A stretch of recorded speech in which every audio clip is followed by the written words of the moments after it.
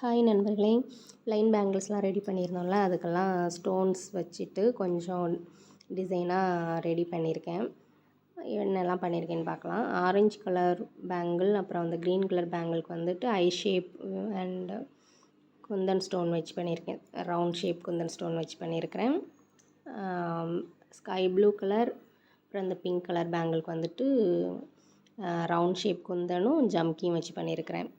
அப்புறம் இந்த 2 பேங்கிளும் கொஞ்சம் ப்ராட் பேங்கிள்ஸாக இருந்தது. இதுக்கு வந்துட்டு ஐ ஷேப் குந்தன் ஸ்டோனும் ஜம்கியும் வச்சு கொஞ்சம் டிசைன் பண்ணியிருக்கிறேன். பேரட் க்ரீன் அந்த எல்லோ அந்த பேங்கிளுக்கு.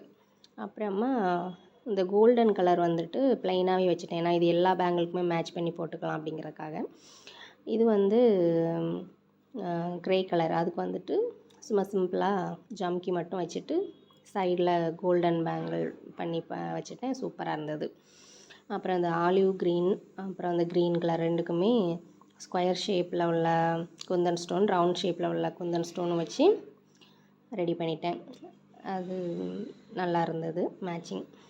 அப்புறம் வந்துட்டு ப்ளூ கலர் அந்த பிங்க் கலர், இது ரெண்டுக்குமே ஐ ஷேப் குந்தன் ஸ்டோனும், ஸ்கொயர் ஷேப் குந்தன் ஸ்டோனும், ரவுண்ட் ஷேப் குந்தன் ஸ்டோனும் வச்சு ரெடி பண்ணியிருக்கேன்.